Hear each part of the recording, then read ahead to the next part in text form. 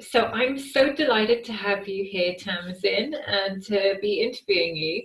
We're going to be talking all about habits that increase your productivity and your performance. Yeah, it's perfect timing for the beginning of 2020. So I'd love it if you just tell everyone a little bit about yourself.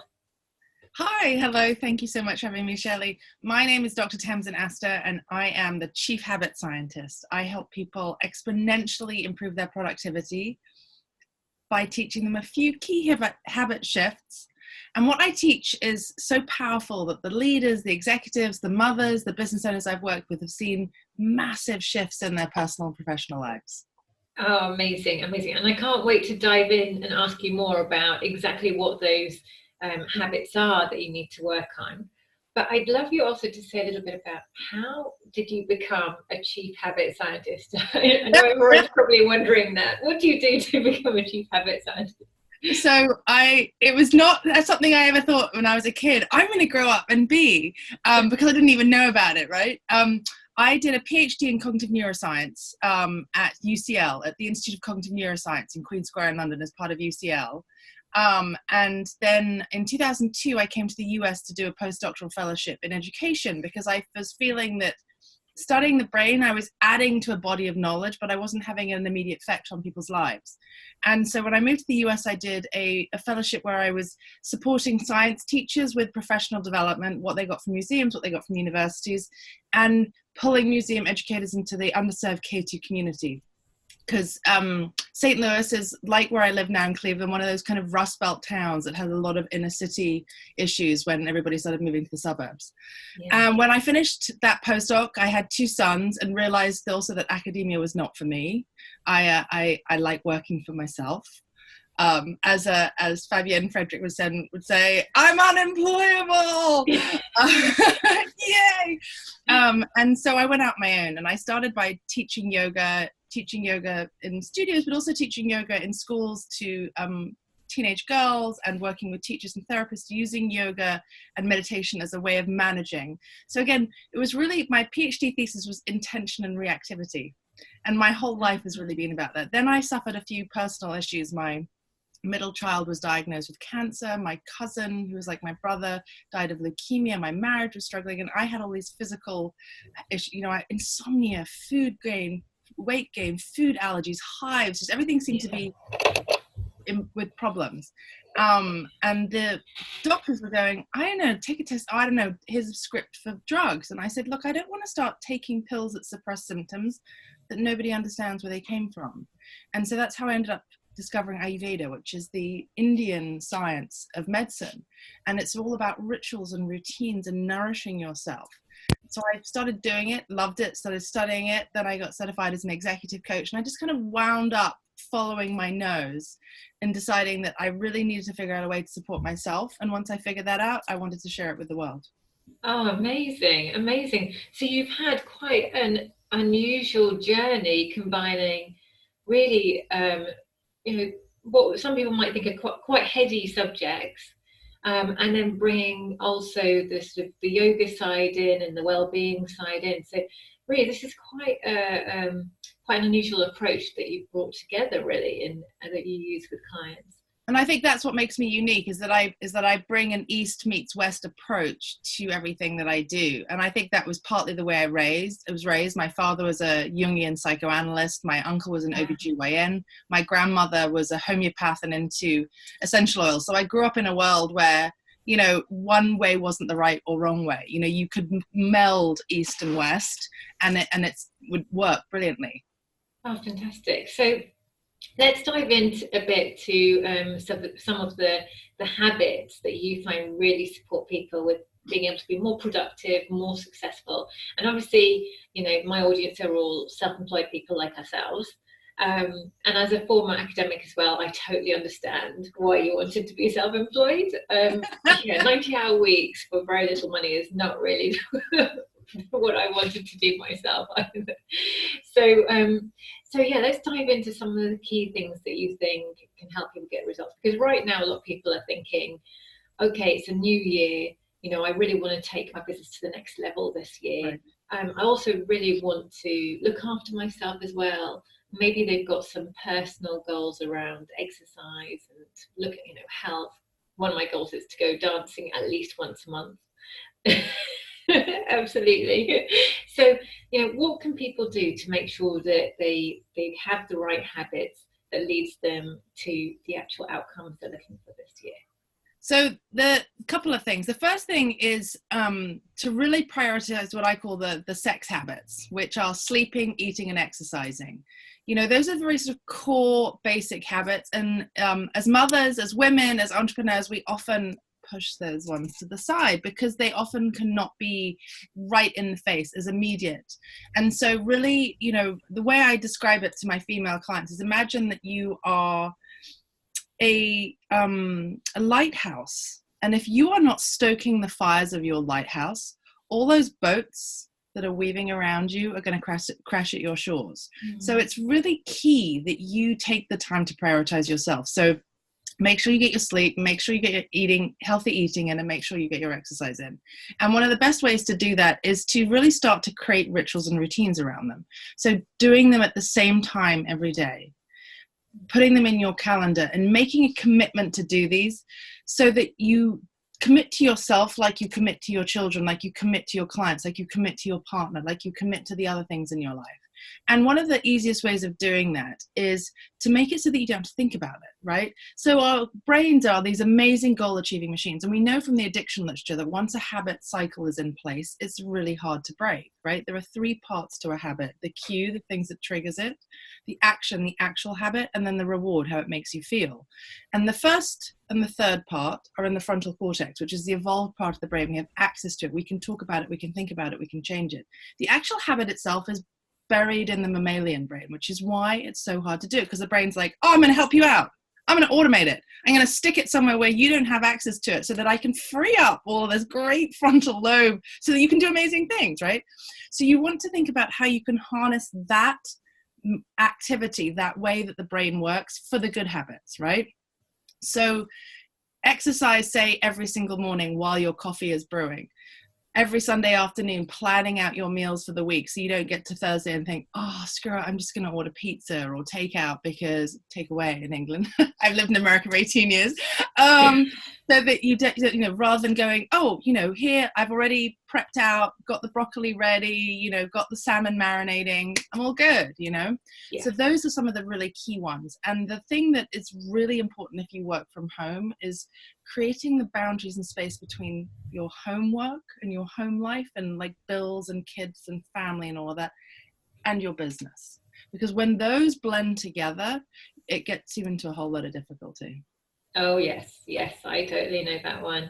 So that's really helpful. I mean, it sounds to me like a lot of what you're suggesting is being, planning, making sure that you plan out what you're actually wanting to do and when you're going to execute it.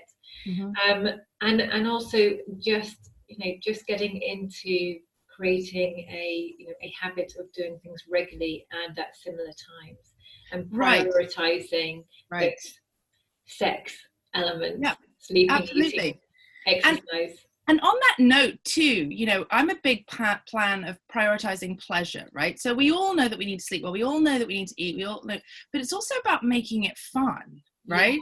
So, with the exercise, us women, and I talk about that a lot in my book and with my clients, is we should on ourselves, and we let other people should on us.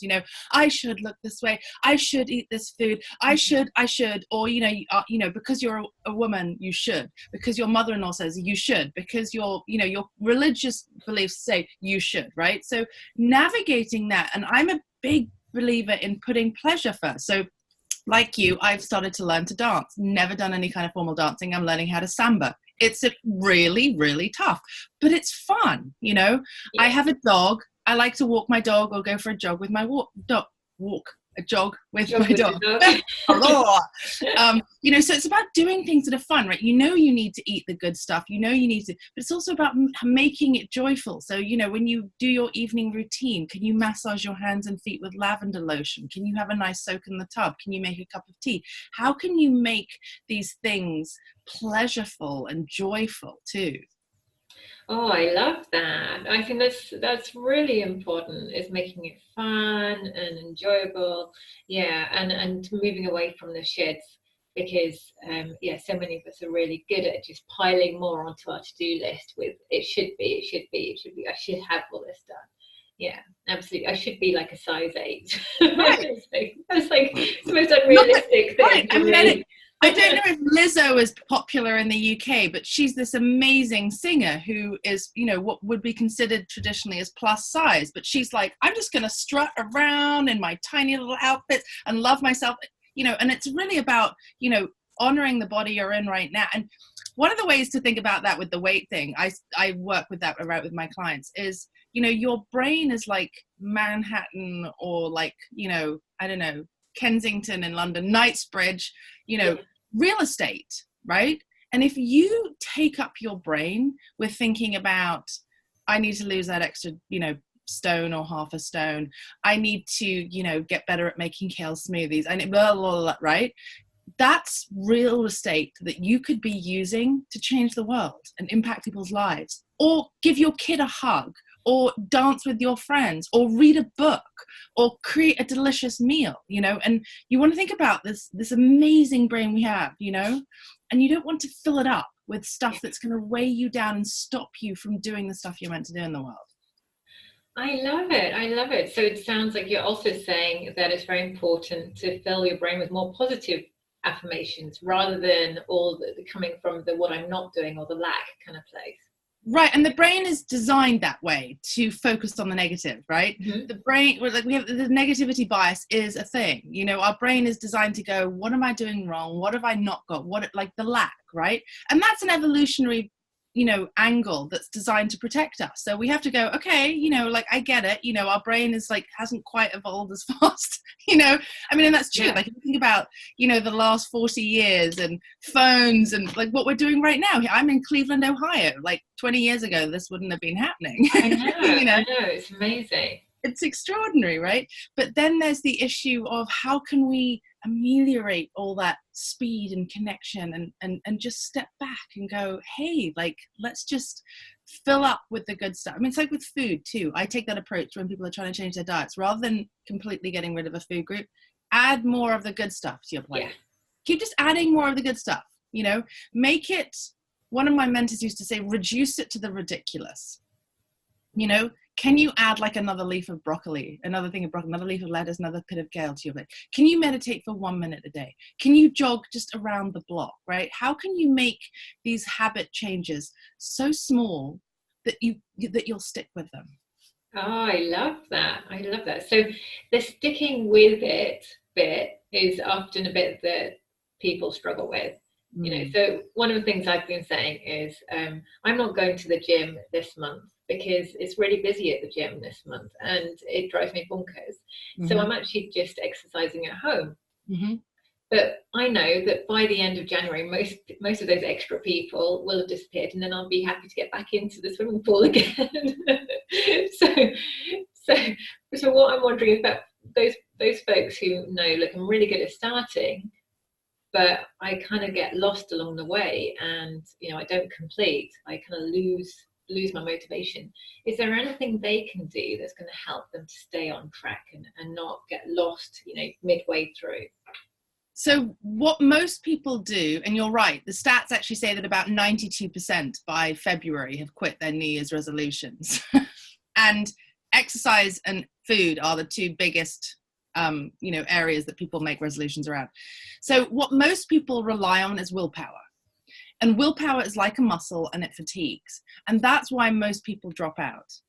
So there are two things that I really encourage people to do to help stay on track. The first is to really get clear on your long-term vision, right? Why do you care whether you're fit and healthy, right? What is the underlying motivation? So for example, it might be, you know, I've got my oldest is going to be 16 in a week and a half, and then I've got a 13 and a 9-year-old. Wow. I love the idea of when my 9-year-old graduates from school, you know, when she's 18, that she and I can, you know, hike up Machu Picchu, right? Yeah. So that's something that I'm not going to be able to do if I'm sitting on my ass eating donuts and not going to the gym and sitting around kind of going, and not saving money, right? So I need to save money, I need to eat well, and I need to exercise if I'm going to make that a reality in 9 years' time, right? Yeah. So when the alarm beeps at 5 a.m. and you think, screw that, I'm not getting up, I'm going to the gym, I'm going to roll over and, have a cup of tea and scroll through Instagram, right? You want to think, well, actually, no, the reason I'm going to the gym is that, right? So getting clear on why you're doing these habits is one really important thing. And then the second is, as I mentioned earlier, is this process of automation.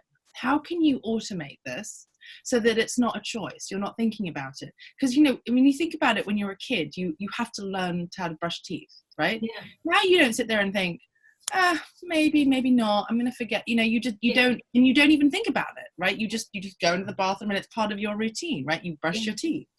And so you want to make exercise like that. So when you create a system of organizing habits in the same order, I talked about the 3 stages of a habit. The cue is the thing that triggers the habit cycle. So a cue can be a person, a place, an emotion, an action, or the preceding event. Yeah. So if you can get in the habit of doing things in the same order every day, the preceding event, the previous habit, the previous thing will always trigger the next one, right? So most of us, for example, when we go into the bathroom or we get dressed, we put, so most people start like they put their underwear on first, then they put their bra on, they put so you have an order, or you wash your face, you brush your teeth, you floss, whatever. Most of us have an order that we do these things in. And you want to do that with the bigger habits too. Yeah. That sounds really great. That sounds really great. And you know what? Like, I totally have found that for me with exercise, it's got to be a first thing in the morning thing. And like the easiest thing for me to do is get out and go for a long walk. Yeah. So as soon as I get up, I just put my gym stuff on and I go for a walk. And, even just going for a walk for half an hour, that really sets me up. And okay, I'm not, going to the gym and really like working up a sweat, but at least I know I've had that half-hour walk and it's done in the morning, and then it's not gonna, if I try and do it later in the day, I get stuck into work, it just gets pushed aside. So yeah, it's really interesting what you're saying about the habits lining up the next habit, because it's, for me, it's like it's just a habit now. Get out of bed, right, put my sweats on, go for a walk. Do it. And also what you're also acknowledging about it too is consistency. And that's one of the other really important things with habits, is that you do it every single day. Okay. It's much, much harder to create a habit that's not regular. Yeah. So if you consistently do it, and one of the things that we often get stuck into is that I have to go to the gym, or I have to go to a 90-minute yoga class, or I'm not exercising unless I'm doing this big thing that we've prescribed in our head, right, as a thing to do. But, if you can make the commitment to exercise every morning, and maybe that's literally doing 5 crunches on your bedroom floor, as you've got out of bed, or it's a half an hour walk, or you're going to an early morning yoga class. But the fact that you're exercising every morning is so key. It's that consistency that builds it. It's when you drop off. And we know that from NASA did this really interesting research. It was years ago. I want to say it was in the 70s or 80s, when NASA was really, still a big thing in the US. And they were trying to figure out how long it would take people, the astronauts, to get used to the disorientation and how that was going to affect them. And so they created these goggles which flipped the world upside down. Oh, so 180 flip. And what they did was they got them to wear these goggles all day, day and night, the whole time. And what they found was that at about 26 days, the first person's brain started flipping the world, i.e. the brain has started to rewire itself. So that's where it takes 30 days to create a new habit came from. The first astronaut, it was 26 days, and then the rest of them followed within the next couple of days. So they then repeated this, and at 14, 15 days, they removed, and they did 2 groups. They compared 2 groups, and one half, they took their goggles off at 15 days. And that reset them. They had to start the whole process again. They didn't get to the world flipping at 30 days. It took them another 30 days after that initial 15-day break. So it's the consistency. So when you're creating a new habit, if your kids are sick, if your client overruns, if, your pipes leak, if something gets in the way that, the act of God, as insurance companies will say, that you have no control over, right? Even if you can just do it for 1 minute, you're keeping that energy going. Oh, amazing. This is so helpful. Wow. So what I'd love to know is, are there any approaches that really help you to get results with your clients? So I know you've been sharing a lot already, so maybe some of this is part of that. But, when you've had clients who really excel, they just go for? Is there anything specific that leads to that? So there are a couple of things. One is mindset. And I know that's become such a buzzword in the last few years, but Yeah. I've been a Buddhist for years. And one of the things that's really interesting about the Buddhist approach to the mind is that, you know, you can take radical ownership of your mind. And when you take radical ownership of your mind, you can take ownership of how you view the world. And one of the things that can really derail all of these good habits, our relationships, our, you know, going to the gym, our business, everything is mindset. And that is really, you know, the way I define it with my clients is it's twofold. It's your relationship with yourself, how you talk to yourself, how you view yourself, your negative self-speak, and then how you manage your boundaries with other people and how you let all of those shoulds impact and come into your space, right? So the way I work with my clients is, I think I mentioned, right, you've got the vision, which I call the telescope. Like, where do you want to go? The daily habits are like the microscope. What are you doing on a daily basis with your personal habits, but also like how you manage your inbox, you know, how you manage your client calls, everything, right? All those daily habits, how are they contributing to that life you want to create that's in the distance there? And then the thing that keeps you on track is mindset. So the clients of mine that have really excelled have been very clear about their visions. They've got very concrete in their vision. And you know, like we know with SMART goals, right? If you say, I want to lose weight, that's not going to happen. If you say, I want to lose 10 pounds by Easter, you know, you're giving yourself something measurable and concrete, right? So one thing is getting really clear on your goals, your vision, what you're trying to create. The second is checking in. So the statistics on this are really interesting. I think it's about only 16% of people, I think only about 20% of people actually think about the life they want and think about them. And then only about, I think 15% to take the time to sort of step back and reflect on them. Yeah. And then only about 4% of people actually take the time to write them down. And again, we know from the brain research that when you write stuff down with pen and paper, your brain processes it much more effectively than when you type it. They did an interesting study at Princeton, looking at students who are taking notes and then how they did on their, like the depth of their notes, the depth of their comprehension based on their exams. And the kids, see, I'm in my 40s, so I talk about 17, 18, 19-year-olds as kids now. Me too. The kids who wrote the notes down with pen and paper, they actually got much higher scores on their test, right? So we know that the way that we process information changes, because when you type, you just basically are dictating other people's words, right? Yeah. Or just sort of what comes out with you, and you're not reflecting, because we all type much faster than we handwrite, right? So there's something about that process. So writing it down, getting clear, writing it down, and reflecting on it. And then the other piece that's sort of tangentially related to that is that when you fall off the wagon, when you have that bottle of wine on a Saturday night, when you eat that too much pizza, when you spend a week, building your website rather than doing client calls, or, withdrawing from your business in a way that's not helpful, right? Rather than going, I'm such a bad person, I'm such a failure, this is never going to work, right? Get back up and keep going. Right. So the clients of mine that have, very clearly defined their goals and then are gentle with themselves. And that's one of the reasons I'm a big promoter of meditation. Because when you meditate, the practice is really, you watch your thoughts and you go, oh, I'm going to let them go.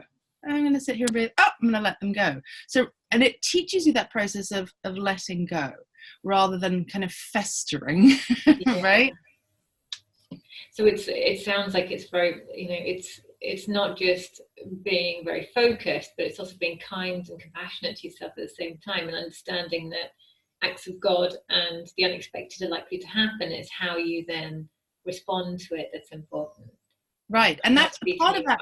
Yeah. Right. And a part of that process is knowing yourself. You have to know. And one of the interesting things I find when people start to meditate or start to journal or do more of these self-reflective or go to therapy or whatever, is that you find, some people focus a lot on the past. Why did I do that? Why did I say that? I should have done this. I should have done that. Why did I let that person say that? Blah, blah, blah. And then other people go, life will be better when I lose 10 pounds. I get that job. I move into that house. I get that relationship, right? And it's one of those interesting processes where you start to as one of my meditation teachers used to say, meditating, you're becoming friends with your mind. where does my mind go? And once you you can then, you know, support yourself in a loving way. Like, oh, you know, so for example, me, I'm very, very physical. In the Ayurvedic profile, I'm Vata, which is air and space. So I have a lot of energy, a lot of movement, but that can just get scattered everywhere. And it means that when I have a stressful experience, I have a lot of mental, physical, you know, emotional energy. And so I know for myself, yes, I've got to talk to people and journal, but the most important thing for me is to move.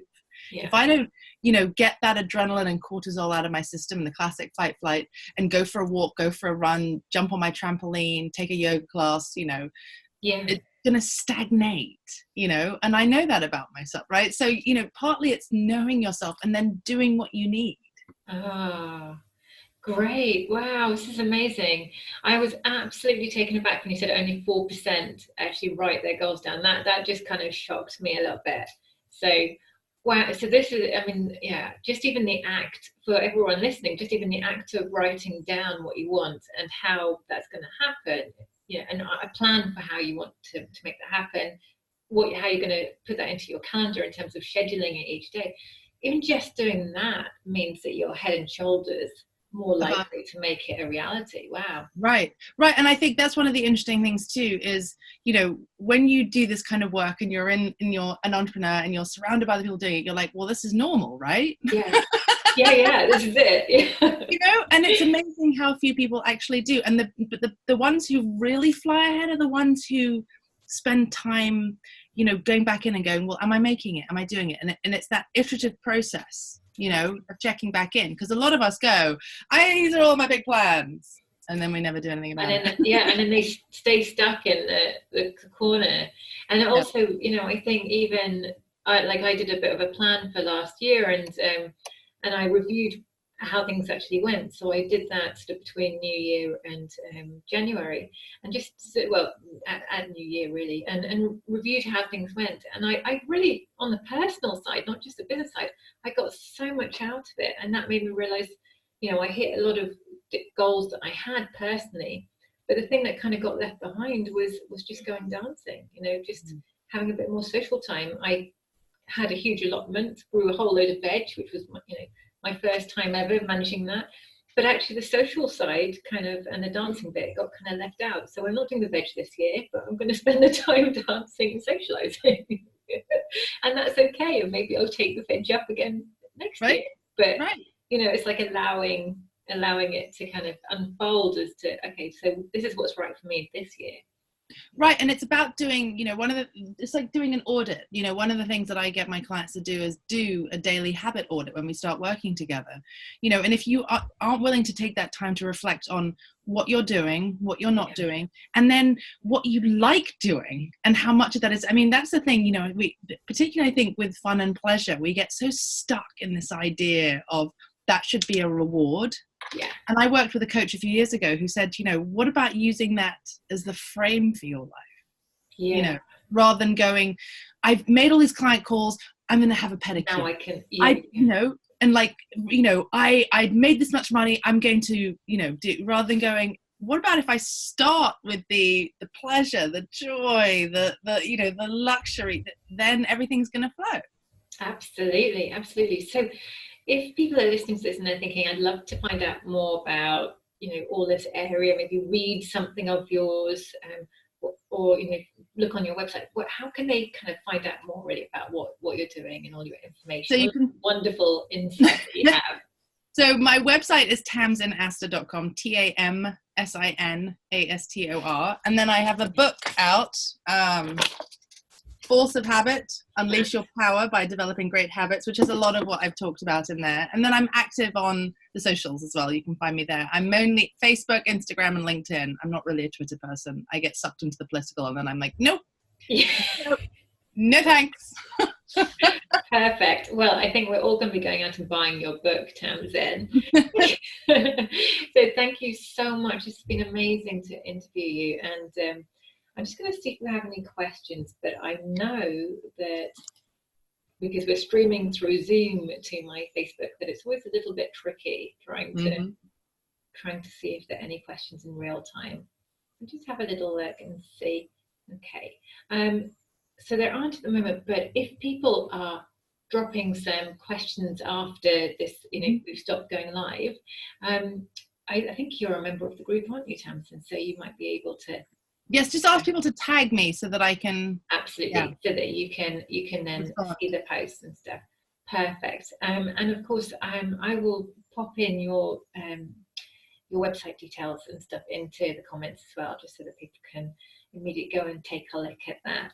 But thank you so much. It's been great to talk to you, and I really appreciate the fact that you are an early riser, and so you've managed to join us for 11. It's actually been 6 o'clock your time when we kicked off. So thank you so much. It's fantastic. That's my pleasure. And that, if you're a mama particularly, was one of the biggest lifesavers for me. It was waking up before my kids. Oh, starting the day on my terms rather than starting the day with their needs and reacting to their needs. That for me was a game changer. Oh my goodness. Yeah, there's going to be a lot of mums who are like nodding their head at that for sure. Oh, brilliant. Well, thank you so much. It's been great interviewing you, and I'm sure that we're going to have lots of people asking questions in the group. Yeah, fantastic. Let's keep the conversation going. It's good stuff. Absolutely, absolutely. So thanks everyone for tuning in, and of course we have more of these interviews coming up for the next couple of weeks, so you're going to be enjoying the fact that we look at things like how to bring more pleasure and fun into your entrepreneurial business, so that you focus on those kind of creative, juicy ideas that you have. We'll be looking at that with Helen Coe, and we're also going to be looking at how to get your inbox to zero with Mary Corbett in a couple of weeks' time. So keep tuned for dates and times of these interviews that are coming up. All right, bye for now, guys.